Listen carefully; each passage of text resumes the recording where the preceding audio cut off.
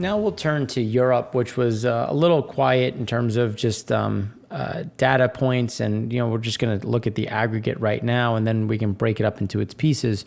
So when we turn to trade balances, trade balances missed a bit for March, but that's because there was an increase in imports, which is not a huge negative, especially when you think about, there's more reopening, COVID cases are getting better.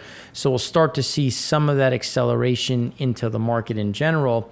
The bigger problem, which is the one that we've been talking about, is the employment side. Is the employment quarter over quarter fell 0.3% versus the the growth, and GDP was fairly flattish. The bigger problem here is going to be that CPI side. When you look at that growth in terms of CPI or inflation in general, coming into these elevated levels. So,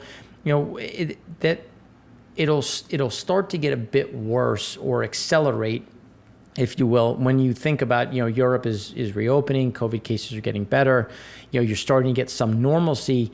And, Italy has talked about, slowly walking back the curfew. You're starting to get a bit more activity coming back into the region. All the while, we're hoping that we're going to see vaccines rollouts accelerate to try to help close some of the gap in general. And when we look at just going forward, the output gap estimates as a measure of economic slack. So when we look at the economic slack, the view is that in 2021, there's still an elevated amount of slack that remains in the system, which again is showing up in PMI, which is why the PMI coming out in the next 2 to 3 days is going to be important to see, okay, well, how much slack is there? How much has been taken up? And the European Commission's forecast that the output gap in Italy next year will be 1.4%, and in Spain, 0. So no underutilization of economic resources given a huge crisis and elevated underemployment.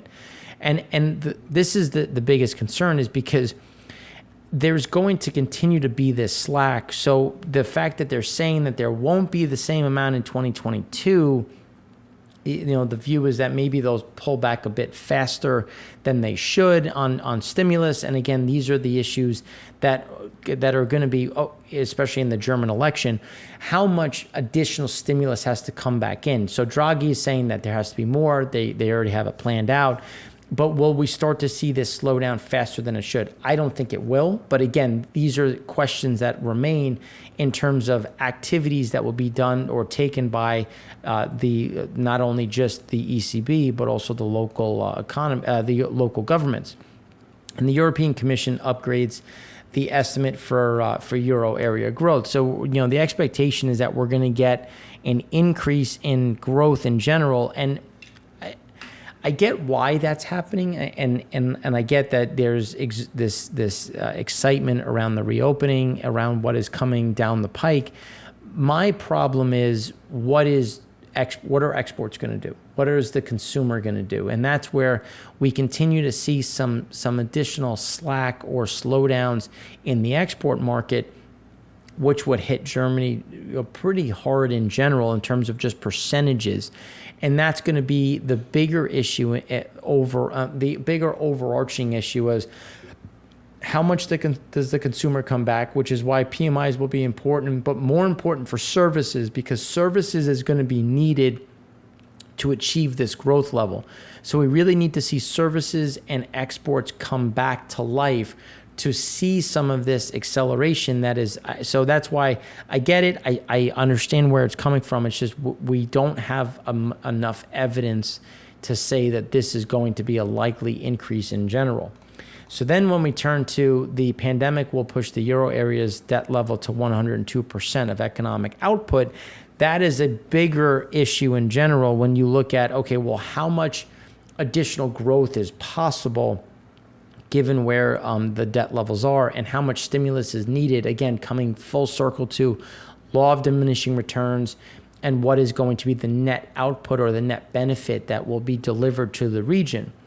And then when we look at the expenditures on household goods, this is what we're talking about here. When we look at the online side and coming full circle to the first article, the first slide, what is that impact? How much of this is coming through? How much online purchasing? And we saw a big acceleration, and I just think that you're going to see a lot of this remain in the system. Again, not to the same level, because you saw in October, as things, September and October, as cases increased, people went online, and then you had your lockdowns. But now once you get out of that lockdown mentality, I think you're going to come back down. But again, not to the level that you have been previously, because I just think you're going to see, you're going to remain elevated because more and more people are getting comfortable with the online experience. And then the individuals reporting a decrease in working hours. So 37% worked fewer hours than usual. So this is when we think about decreased a lot, decreased a little. And this is one of those overarching themes into, well, how much of this is remaining in the system? Because this was as of July of 2020, because, God forbid, they're a little bit faster. But as we go forward, so this was July when, you had summer, you had some lockdowns in some areas, but things opening up a bit. So then you had another lockdown. What did that do this time around? Which is why when we look at the numbers for activity and GDP growth, and then you look at the export market and you look at the consumer market, it's going to be difficult, I think, to hit some of these expectations. So then when we look at the prevalence of platform work percentage by intensity of involvement, this is one of the things where main job, and this is looking at the gig economy. So what is the gig economy really delivering? And that's when you start to look at the main job, secondary, and marginal jobs. So you're getting just people doing more to try to just scrap together in utilizing this capacity of new evidence on platform workers in Europe. So the platform workers, gig economy workers is one of those components that we continue to talk about, because this is, yes, you're doing more, but are you getting more for your money? And the short answer is no, which again is going to become a bigger problem when you weigh that against inflation and your prices going up. And now the EU Commission forecast for EU export growth. So this is the export growth. So autumn 2020 is the light blue, and then spring 2021 is the dark blue. And this is where I deviate, because when you look at China, when you look at the slowdown or the pressure on pricing, I think that's where you're going to start to see some of this cap. Now, is there going to be some reconfiguration of the inventory? Yes, that'll be a nice supportive growth. I just think that the pressure that we're seeing, as we highlighted last week, against China and against the rest of the market, I think we're going to see some of this detriment come back into the market and essentially kind of cap some of these growth projections that we could see, especially in the export world, as we look at some of the things that are going to come through into Europe. So I know this one is short, nice little break. And now in the next segment, we're going to go into a bit more depth when we're looking at Asia and tech in general, and in terms of where those supply chains reside and where are we in that normalcy of the supply chain, if you will.